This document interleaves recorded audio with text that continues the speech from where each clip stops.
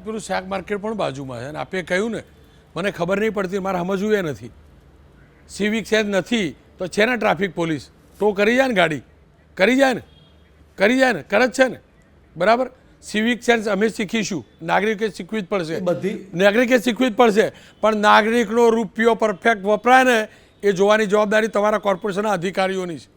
એ સર્વે કરો, સર્ચ કરું. શાક માર્કેટ ગલીમાં મૂક્યું છે, તમારા ધારાસભ્યને પૂછી લેજો એ ત્યાં શાક માર્કેટ ચાલે કે ના ચાલે. મન ફાવે એટલે બનાવી દેવાનું.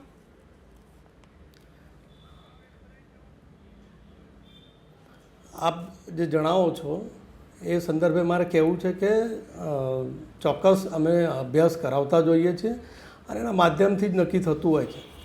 તેમ છતાં જ્યારે એનો બહોળો ઉપયોગ ન થાય, એનો આવકાર નથી મળતો અને રોડ ઉપર ઊભી રહેતી લારીઓ એમાં લઈ અને નીકળી જવું, એના કારણે એ આ બધી સમસ્યા ઊભી થતી હોય છે. પણ અમારા પ્રયાસ ચાલુ છે અને જ્યાં જ્યાં અમે શાક માર્કેટ બનાવ્યા છે તેનો મહત્તમ ઉપયોગ થાય એની માટે જનજાગરણ પણ કરીશું, લોકો સુધી આ વિષય લઈશું અને તેને સફળ બનાવવાનો પ્રયાસ પણ કરીશું.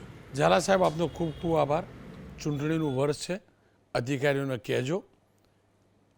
શાસક પક્ષના તો કોર્પોરેટર બહુ નથી એટલે એમને અમે ઈચ્છીશું તો એ પૂછવા માટે અમારી જોડે સવાલ નહીં હોય. બહુ બધા સવાલ આવા ઊભા થવાના. ફરીથી કહો, અધિકારીઓને કહેજો.